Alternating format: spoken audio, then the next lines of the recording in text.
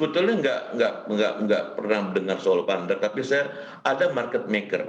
Market maker itu biasanya, kalau definisi saya itu adalah, mereka itu, biasa untuk membuat likuiditas, ya kan. Mhm. Nah, tujuan-tujuan utama untuk buat likuiditas itu sebetulnya banyak yang positif. Misalnya mereka mau likuiditas daripada saham mereka itu, besar, sehingga nanti bisa menarik investor-investor asing, lokal atau big institution masuk. Karena apa? Ada beberapa investor dia mensyaratkan, investor institusi betul mensyaratkan dia punya likuiditas itu di setiap hari perdagangan itu harus besar, minimal misal katakan 50 M atau 100 Mhm. M, atau Mhm. mungkin ada tujuan lain dari misalnya, quote unquote, market maker itu supaya nanti likuiditas besar dia nanti mungkin memasuk di LQ45 atau mungkin di indeks berapa, karena kan itu berdasarkan juga likuiditas yang terjadi. Jadi nggak selamanya itu negatif, Mbak. Itu pertama. Kedua juga kalau kita lihat terkait dengan market maker tadi. Nah, ini adalah PR kita pribadi adalah kalau memang kita tahu berapa valuasi, berapa harga wajar daripada suatu saham, kalaupun terjadi penurunan atau kenaikan tersebut itu menjadi suatu hal yang wajar.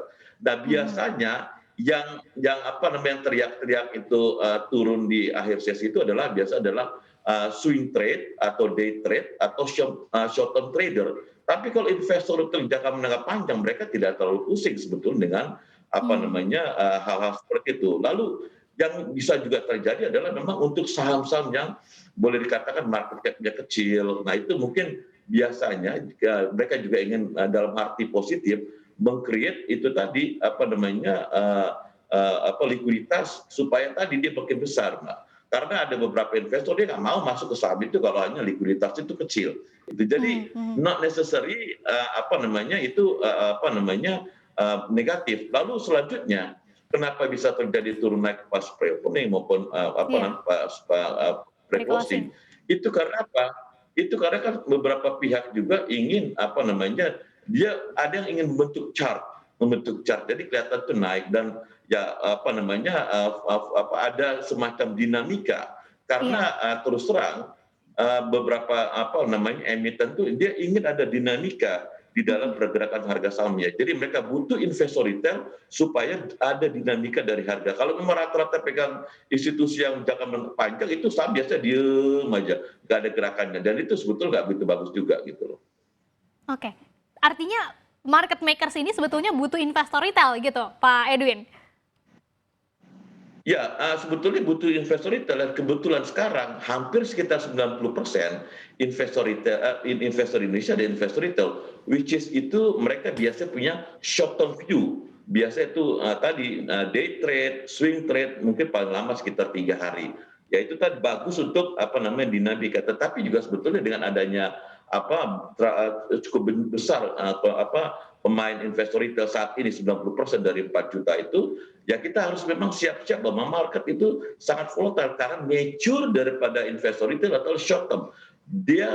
Mereka jarang sekali untuk pegang jangka panjang, Mbak. Mmm. Makanya gitu market bisa 2 hari naik, 2 hari turun, 2 hari. Karena memang nature seperti itu. Lalu juga daya beli mereka terbatas dan karena memang Iya. view mereka juga jangka pendek.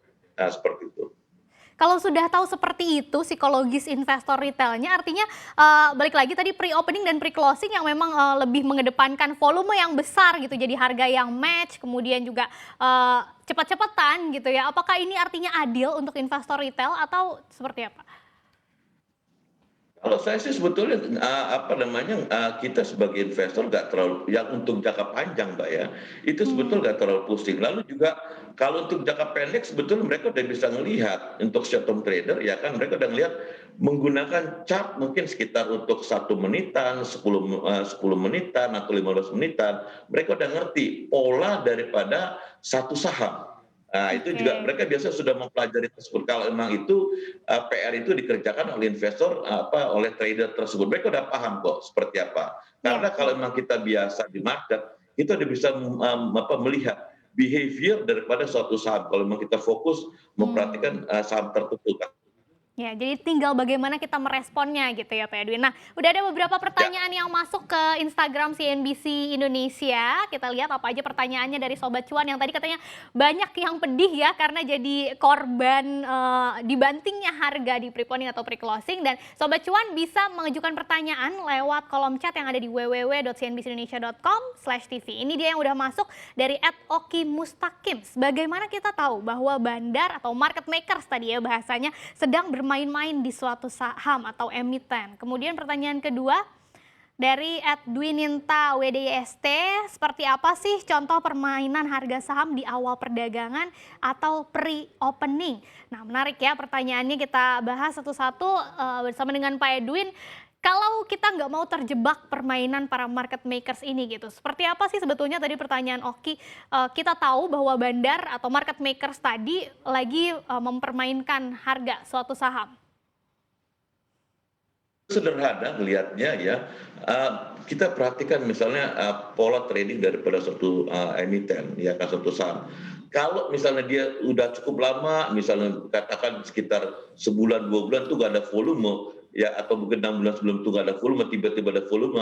Nah itu biasanya ada apa namanya, ada gerakan-gerakan atau ada apa namanya, ada tindakan-tindakan tertentu yang mungkin bisa kita perhatikan. Jadi kata kunci pertama adalah volume yang tiba-tiba muncul, ya kan. Mhm, mhm. Kedua, kita juga harus kaitkan, misalnya katakan suatu emiten ingin melakukan corporate action, misalnya melakukan akuisisi atau dia kasih dividen dengan yield besar, ya kan, atau juga terkait dengan apa namanya rebalancing segala macam. Nah itu juga nanti perlu diperhatikan juga sebelum apa namanya kita menjudge bahwa itu apa akan naik atau turun, Pak. Jadi kita mesti PR kita harus kita lakukan juga. Ini ada apa nih kok tiba-tiba naik saham itu? Mungkin karena ada investor baru masuk, ada placement, ya kan? Oke. Atau mau kasih dividen besar atau segala macam gitu, Pak. Jadi Mhm. itu yang perlu kita perhatikan juga.